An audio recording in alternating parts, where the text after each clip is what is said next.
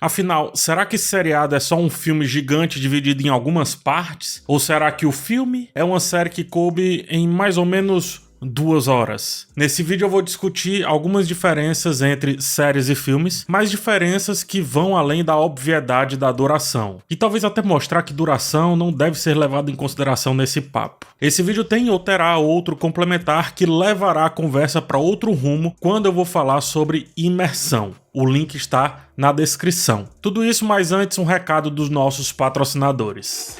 Muita gente quando vê ali no cinema filmes grandes, como filmes da Marvel, Jogos Vorazes, olha tudo aqui dali e diz assim, cara, eu acho que é impossível um dia o meu trabalho chegar tão longe. Não é, mas a oportunidade não cai do céu, a não ser na ficção. Cada vez mais é preciso ter capacitação e a Escola Britânica de Artes Criativas, a EBAC, pode proporcionar novos voos para a sua carreira. São muitos cursos disponíveis, tem audiovisual, marketing, games e vários outros, com professores online gabaritados aí do mercado e em alguns cursos, por conta das parcerias da EBAC, você sai até com emprego garantido. Pergunta pra quem faz, o reconhecimento tá lá, tem o depoimento da galera. Ou então pergunta pra mim, e aí PH, tu fez algum curso? Fiz. E adorei. E a EBAC está com a campanha Cyber Monday com os melhores descontos. Mas é só essa semana, não perde. E aproveita, usa aí o meu cupom PHSantos. Você ainda consegue R$200 de desconto em qualquer curso. E é cumulativo com outras ofertas aqui da Cyber Monday. Somando tudo, tem curso que tá com 60% de desconto. E aí você coloca 60% de desconto, mais R$200 de desconto que eu tô te dando. Aí você consegue, com certeza, começar a planejar uma vida diferente, uma carreira diferente aí pra sua realidade. Tá aqui, ó. Teu amigo tá te dando 200 conto. Vai pegar? Vai largar? Vai ficar aí esperando o ano acabar, só sentado no sofá? Faça isso não. Corre lá, clica no link que tá na descrição e não perde essa oportunidade de estudar na EBAC.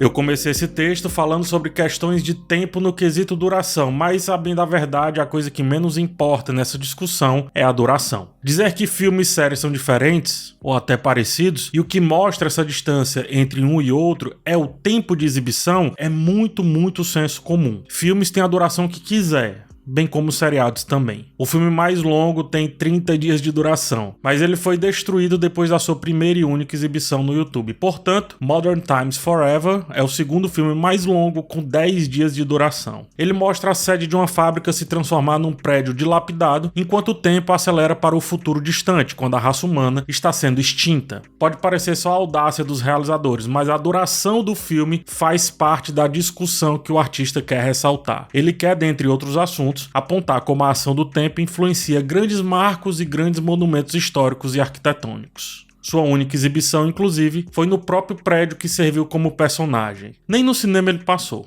Com relação às séries, existem diversas que têm 10 episódios de 1 minuto, por exemplo, ou 3 episódios de 30 segundos, como é o caso de séries que acontecem, por exemplo, nas redes sociais. Eu confesso, inclusive, que é divertido brincar sobre a duração de um filme, que é divertido fazer um meme com isso, uma brincadeira, uma piada nas redes sociais, quer que seja. De fato, eu acho que não ofende assim, e também não ofende a profissão, não ofende nada. A bem da verdade é que não ofende absolutamente nada. Mas, daí a achar que o autor teria que fechar a duração de sua obra de acordo com o que pensamos, aí já não é bem o caminho. A duração meio que padrão que temos em mente de séries e filmes hoje em dia é mais uma demanda da indústria cultural hoje. É mais uma demanda de algo feito para caber numa espécie de, entre aspas, programação. Muito mais do que realmente algo relacionado a questões artísticas. É questão de indústria, esse é o ponto. Noutros momentos, por exemplo, seriados variaram de quantidade padrão por temporada e também por tempo de episódio. Sitcoms, por exemplo, mal poderiam passar dos 20 e poucos minutos, mas hoje só o que tem é sitcom beirando 1 hora de duração, porque no stream não vai ter um intervalo, porque no stream muitos vão maratonar, enfim.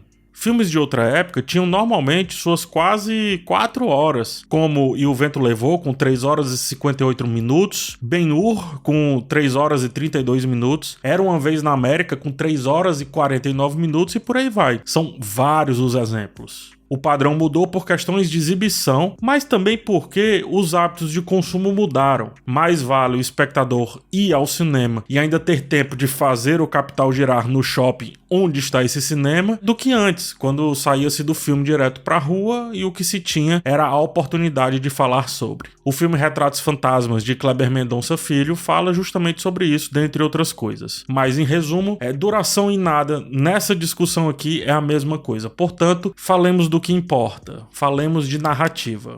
A diferença principal entre um filme e um seriado é a narrativa, na verdade, pontos da narrativa. E aqui entenda seriado enquanto uma temporada ou todas as suas temporadas. Não estou falando exclusivamente da estética de seriado enquanto episódio, tá? Não é isso que eu estou falando. Eu até acho que algumas séries, e mais ultimamente, os episódios em si estão cada vez mais parecidos com os filmes, mas não necessariamente os seriados como um todo. Excluo desse debate também minisséries e séries antológicas, porque cada temporada ali é fechada, né? Nas séries antológicas tem outras temporadas, mas ali se baixa. The White Lotus é um exemplo disso. E no caso de minissérie, ela é fechada. E fim, minisséries com episódios finalizados antes da primeira publicação assemelha-se mais com o filme do que com as séries contínuas.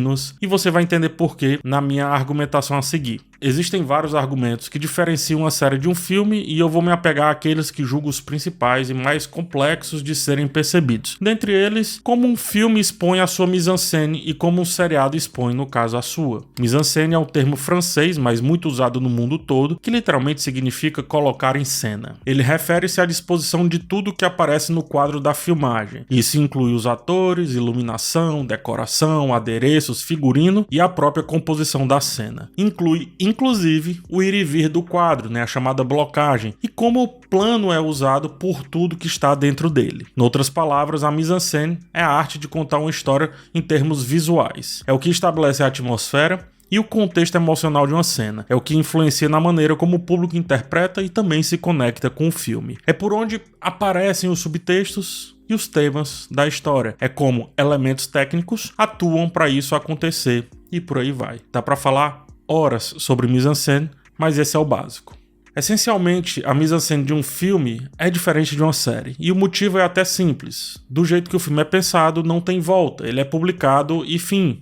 Qualquer corte do diretor é uma nova versão, é outro filme, ainda que seja parecido com o corte que foi inicialmente publicado. Sendo assim, o fator autoralidade é muito forte, é muito marcante no cinema. A mise-en-scène de um bom filme requer a mão forte do autor ou da autora, requer visão, requer assinatura. Isso também acontece nos seriados, sobretudo mais recentemente com o papel do showrunner, o criador da série. É um papel que vem cada vez mais impactando aí, né, enfim, na construção de uma série, mas tem dois fatores que mudam um pouco essa visão da mão forte do autor. Uma série recebe atualizações, isto é, mesmo que uma temporada tenha sido feita de uma vez, caso a série tenha outra temporada, o mesmo assunto, os mesmos temas, agora passam por um filtro, seja do público ou do estúdio.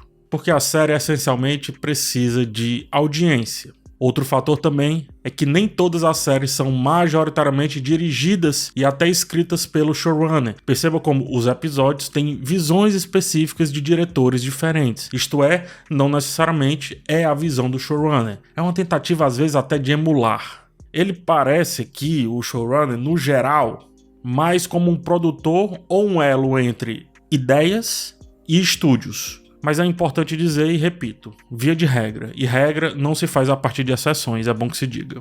Aqui pode ser um ponto difícil de entender a questão que eu trouxe com relação ao fato da série ser um produto artístico que se atualiza, por isso eu vou explorar mais ainda e também peço a sua atenção. Primeiro, simplificando para fins didáticos. O autor lança a primeira temporada da série X. A série X recebe críticas, positivas ou negativas, reage a demandas, recebe influência do público, também do estúdio, da plataforma de streaming ou simplesmente de um momento social, quer que seja. Caso o autor, o showrunner mais precisamente, escute tudo isso, a temporada seguinte da série será um amálgama entre o que o showrunner pensa e o que o showrunner agora entende a partir dos retornos que ele teve entre uma temporada e outra. Caso ele siga tudo que ouviu e atualize a sua mise-en-scène e a sua narrativa, por mais que seu traço de autoralidade esteja sendo mantido, ele está fazendo isso de uma maneira que ainda assim afeta a percepção que tivemos a partir da primeira temporada. Caso ele não siga o que foi escutado, eu digo que ele está se influenciando do mesmo jeito, afinal, antítese faz parte da tese. Você pode argumentar dizendo que a mesma coisa pode acontecer em filmes. No que eu respondo, sim, nos filmes de franquia, como o MCU da vida, ou filmes de longas sequências, mas não quando se vê a assinatura forte de um autor, diretor ou diretora, sobretudo a partir da sua obra. O filme lançado é uma flecha atirada. O próximo filme lançado, caso não seja sequência, é outra flecha atirada. Ainda que se adapte e leve em consideração tudo que ouviu em relação ao filme anterior, ainda assim é uma nova produção, é uma nova reflexão, a partir de novos elementos, novas concepções e, porventura, novos sentimentos também. O autor mudou, esse é o grande lance. O autor mudou e ele agora fará uma nova peça artística. Para ilustrar esse ponto, consideremos a obra do diretor Quentin Tarantino. Cada filme de Tarantino é distinto, ainda que fale sobre temas parecidos, como violência, por exemplo. Pulp Fiction e Kill Bill são radicalmente diferentes em estilo, mas ambos trazem a violência como uma possibilidade de discussão. O tema evolui e muda de ponto de vista de um filme para o outro. O grande lance a se perceber é que isso não altera a essência da obra já concluída, o próprio Pulp Fiction. Pulp Fiction será como será e fim, para sempre. Kill Bill vem com uma nova flecha atirada, refletindo novas ideias e uma abordagem distinta, ainda que alguns temas se confundam com o filme anterior. Esse exemplo destaca como, ao contrário das séries, os filmes individuais de um autor mantêm uma identidade separada, mesmo dentro da continuidade da carreira do cineasta. Por isso chamamos de obra. O Irlandês, Os Bons Companheiros, Os Infiltrados são todos dirigidos por Martin Scorsese e são filmes notáveis que exploram, cada um do seu jeito, o mundo do crime organizado. Bons Companheiros, de 1990, tem como ponto de vista quase uma carreira inteira dentro da máfia. É o ciclo completo a partir de um sujeito, a partir do estudo de um personagem. Os Infiltrados, já de 2006, abordam a máfia que se relaciona entre as instituições e com as instituições, bem como também essas instituições se relacionam com a máfia. Por isso, há um infiltrado de lá e um infiltrado de cá. O Irlandês, já saltando mais uma década, agora 2019, é uma reflexão mais épica sobre o crime e sobre a máfia, mas também vem falar sobre lealdade e tem um tempero muito forte que traz uma discussão geracional. Ele fala também sobre envelhecimento. Esses três exemplos é parte da obra de Scorsese sobre máfia. E perceba que, em uma série, tal forma de pensar a narrativa não caberia conforme ele mostrou ser a sua carreira como um todo. A dinâmica entre série e filme, em termos de influência externa e autoridade criativa, pode ser comparada às diferenças na arte visual, como por exemplo a pintura. Tomemos aqui A Coroação de Napoleão, de Jacques-Louis David, uma obra encomendada por Napoleão Bonaparte que exerceu influência direta sobre o conteúdo e a representação da cena. Napoleão queria que a pintura celebrasse o seu poder e a sua legitimidade de rei, de agora imperador, influenciando a maneira como David, o pintor, retratou o evento. Nem a mãe de Napoleão estava no evento, mas ela está no quadro e está em local de honra. Considere agora A Noite Estrelada de Vincent van Gogh, uma obra que saiu puramente da visão do artista e que até se encaixa com o restante da sua obra, por mais que nem todas sejam sobre o céu estrelado. Van Gogh pintou o que sentia e via, refletindo a sua experiência e os seus anseios, e fim. Apesar disso, e é importante entender, ambas obras são espetaculares, independente de como foram feitas, mas também é verdade que uma tem mais ouvido do que boca e outra tem mais boca do que ouvido. Eu trago essa analogia para ilustrar como diferentes influências, sejam elas externas ou internas, moldam o processo criativo, mas sem necessariamente aumentar ou diminuir o valor artístico da obra final. O filme é uma declaração artística completa em si. O seriado é uma convergência entre autor, público, estúdio, patrocinadores, contexto, e isso enquanto a roda está girando. Ao fim, é uma declaração artística também, só que de outro jeito do filme, só que de outro jeito do cinema. Esse é o ponto, mais uma vez, falando essa frase, que eu falo 1000 vezes. Finais de séries e finais de grandes sagas de franquias passam por uma ansiedade absurda quando estão se aproximando, justamente por essa proximidade que é criada ao longo do tempo. Não só proximidade, mas influência também. É difícil ter um final unânime de uma série ou uma grande saga cinematográfica, seja a melhor série que for, seja a melhor saga que for, porque viramos milhares ou milhões de Napoleões dando pitaco em como a obra deveria ser ou deixar de ser. O final vai ser passível de divisão sempre, porque o longo envolvimento com aquele seriado, com aquele produto audiovisual, faz com que cada espectador passe a entender que tem alguma influência nos caminhos tomados. E de alguma medida, tem alguma razão para se sentir assim, porque em algum momento o efeito da serialização faz esse espectador pensar que sentimentos próprios, sentimentos, introspecções, foram representados, uma vez que expectativas foram geradas e vez ou outra atingidas. Mas é pura coincidência, ou o showrunner, quer que seja, o estúdio também estudou o demográfico e entregou exatamente o que aquele demográfico queria. Como, por exemplo, o mocinho e a mocinha que se casam, mesmo não estando inicialmente previsto esse acontecimento pelo autor. Chandler e Monica em Friends não foram pensados inicialmente para formarem um casal. Se fosse um filme, provavelmente eles não teriam virado um casal e o filme teria que ser analisado justamente com essa base desse não casal para sempre. Porém, fazendo entrevistas, colhendo dados e entendendo a percepção do público, estúdio e autores entenderam que havia uma demanda para esse casal e assim começaram a formular essa nova história.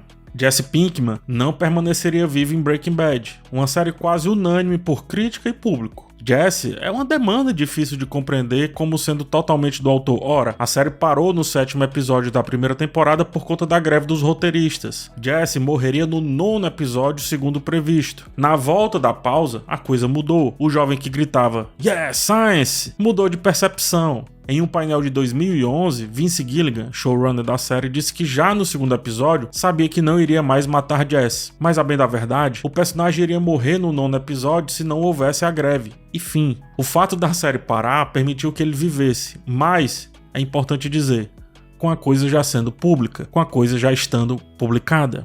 Não é que isso não aconteça nos filmes, mas entenda que nos filmes isso acontece durante a execução da autoralidade, sem uma interferência do meio externo a partir de uma publicação ou caso o autor não vá em busca disso. Em outras palavras, é como se os seriados tivessem uma autoralidade com o trem em movimento, e o filme é pétreo.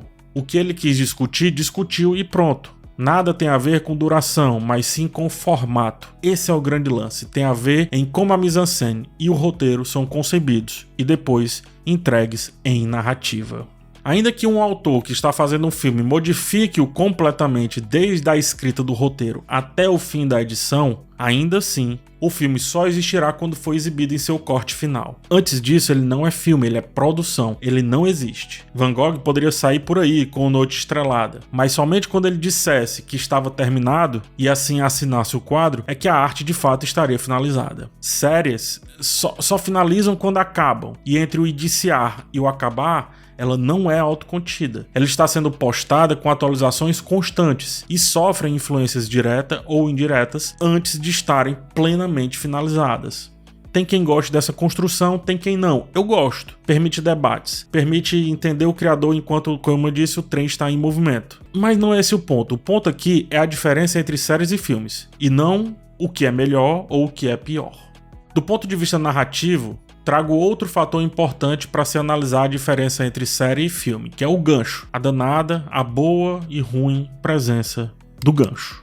O gancho é um elemento narrativo projetado para capturar e manter a atenção do espectador, incentivando-o a continuar assistindo aquilo dali. Geralmente apresentado ao final dos episódios, o gancho ele cria uma expectativa ou um suspense sobre o que vai acontecer a seguir. Uma revelação surpreendente, uma pergunta sem resposta, enfim, são muitos exemplos. No cinema isso não faz sentido porque a imersão já está garantida pelo filme em si, pela ideia que a qualquer momento haverá uma conclusão autocontida. Eu chamo desse jeito, mas não confunda conclusão com o filme ser ou não conclusivo. Entenda conclusão apenas como final ou desfecho. Ou seja, o desfecho haverá e isso não precisa que argumentos narrativos sejam criados para que a atenção seja mantida. Isso será criado caso o autor queira, o que poderia também acontecer com as séries, mas não, o próximo episódio precisa ser visto, porque o que conta se a série vai continuar existindo ou não a longo prazo, principalmente, é a vontade do estúdio, e a vontade do estúdio passa pela audiência.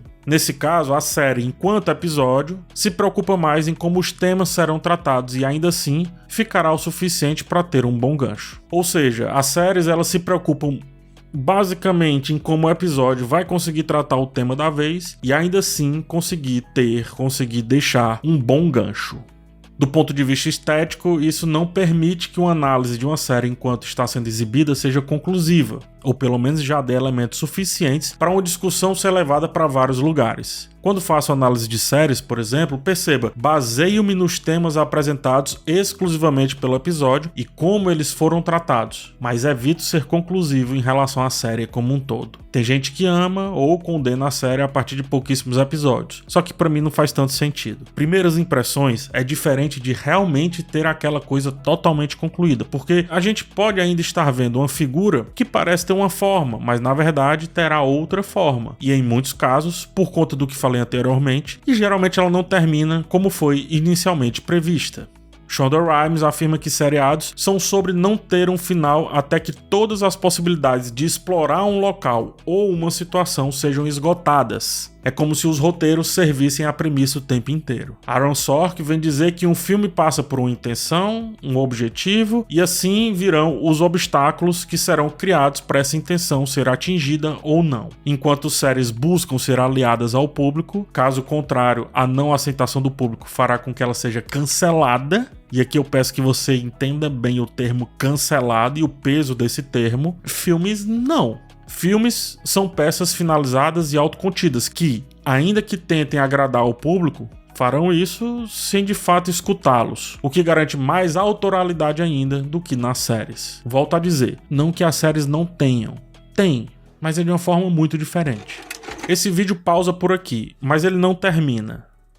Será que eu pensei isso desde o começo? Será que eu tô sendo reativo ao público? Você nunca saberá. Mas se fosse um filme ou se fosse uma série, você saberia. Em poucos dias, lançarei a continuação desse vídeo, porque eu vou para um assunto que irá requerer muito cuidado e muita contextualização. Ao mesmo tempo que ele também parecerá um tanto perdido em relação ao foco que esse vídeo aqui ganhou. Que fique claro mais uma vez.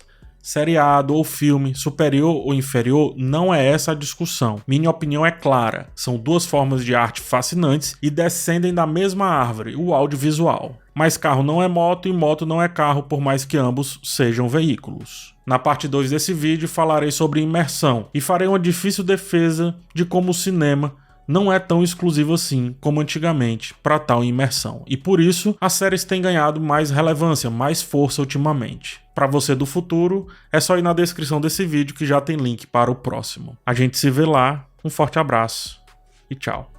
Tchau por enquanto.